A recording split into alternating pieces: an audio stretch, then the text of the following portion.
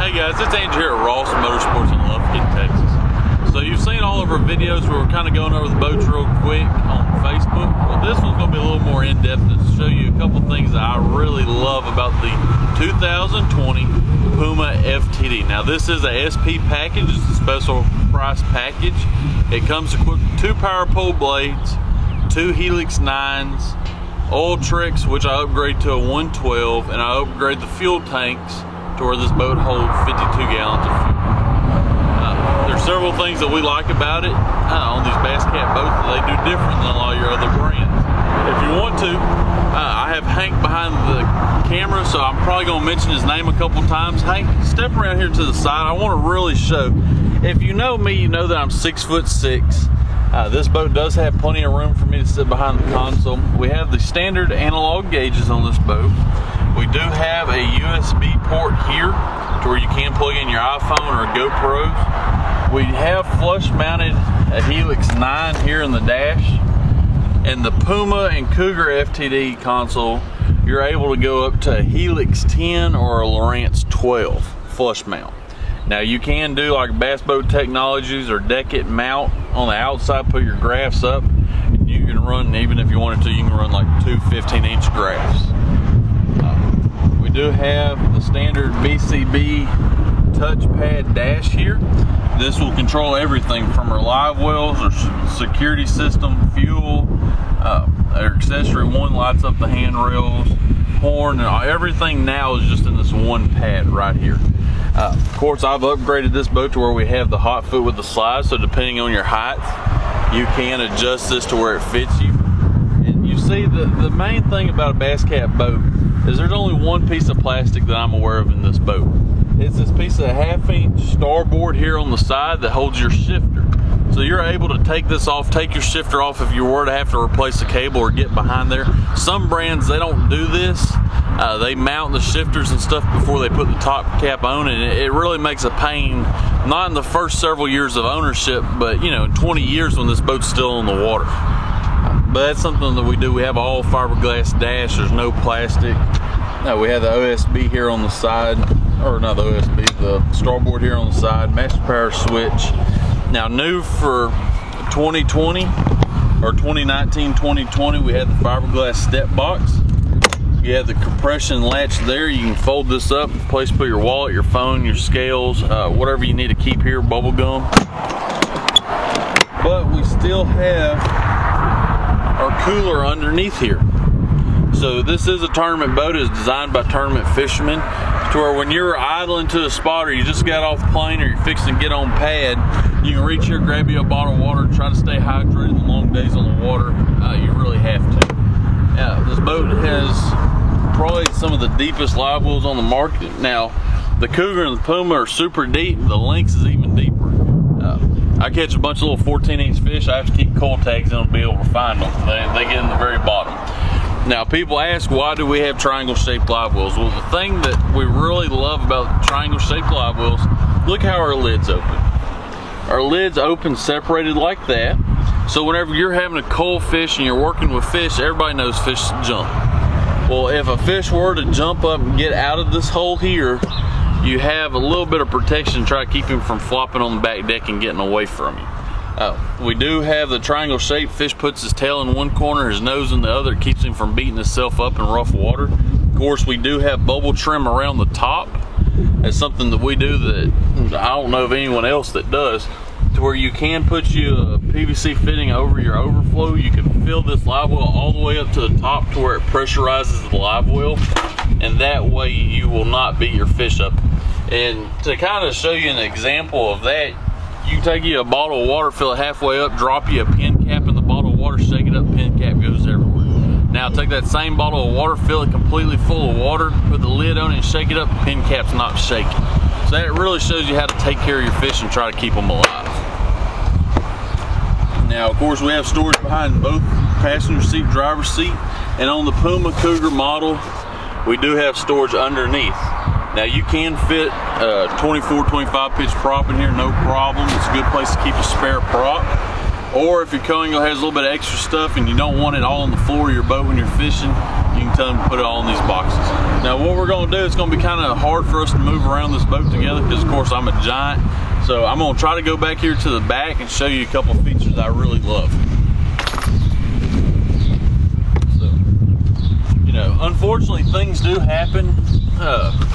You have dead batteries, breakdowns on the water. You're in the boat, you're on the lake. You need to work on something. We do have a removable back lid. That way you can get to everything. Now, if you stand up and look down in here, of course, this boat's been on my lot for a little while. It's kind of nasty.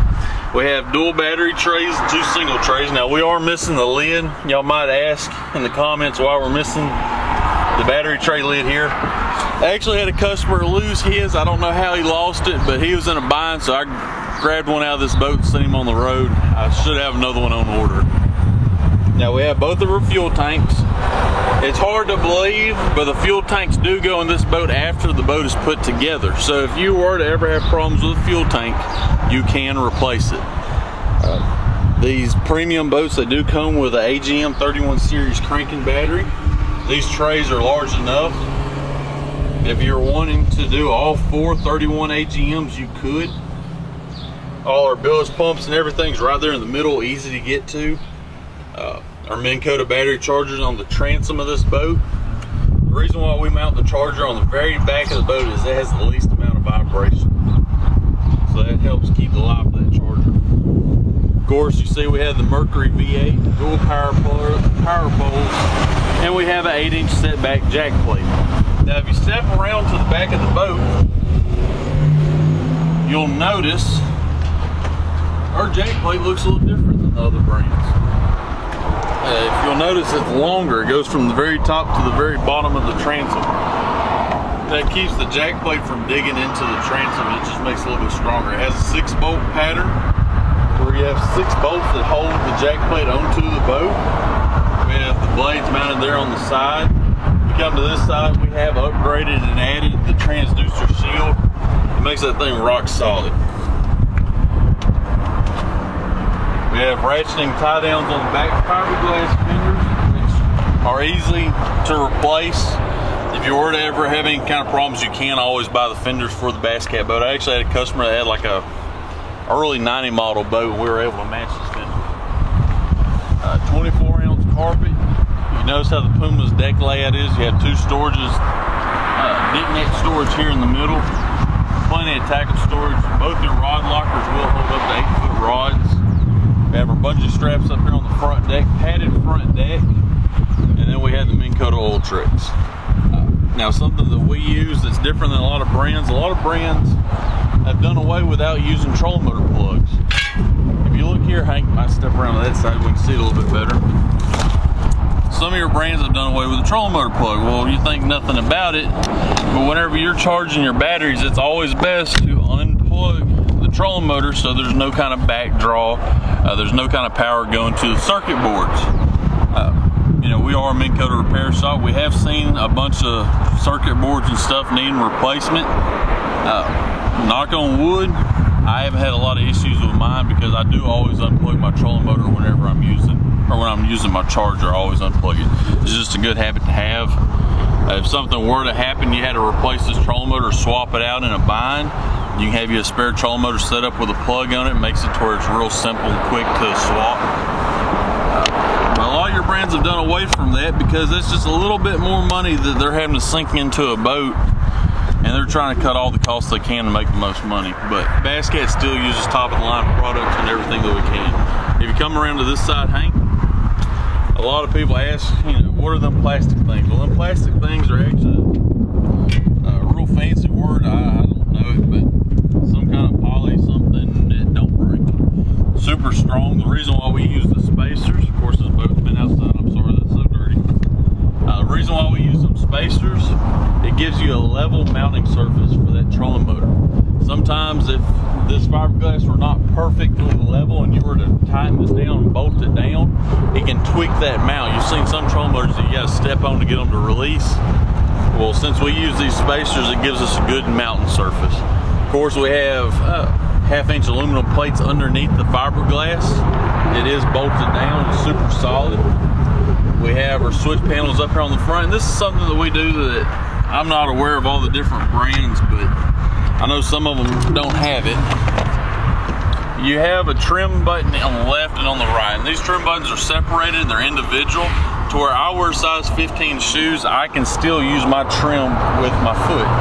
And you ask, why do you need to do that? But if you ever frog fish and you caught a fish, you're trying to get up on the bank and your motor starts dragging bottom, well, you're in a bind. You don't have a hand to use. Your hands are on the rod and the reel. So you do have that. We have a battery check here and a voltage gauge.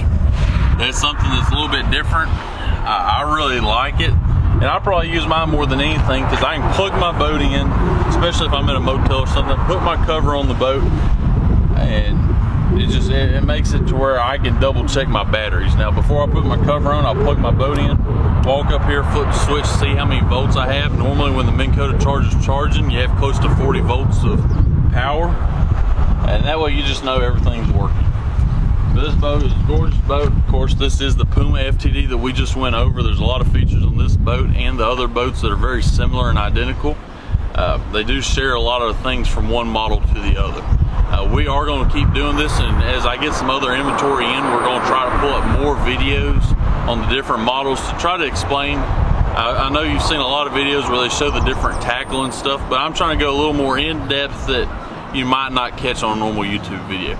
If you have any questions on this boat or any other boats, give me a shout. 936-465-5551 is my cell phone. You can reach me all the time. Or check out my website, rossmotorsports.com. Thank y'all.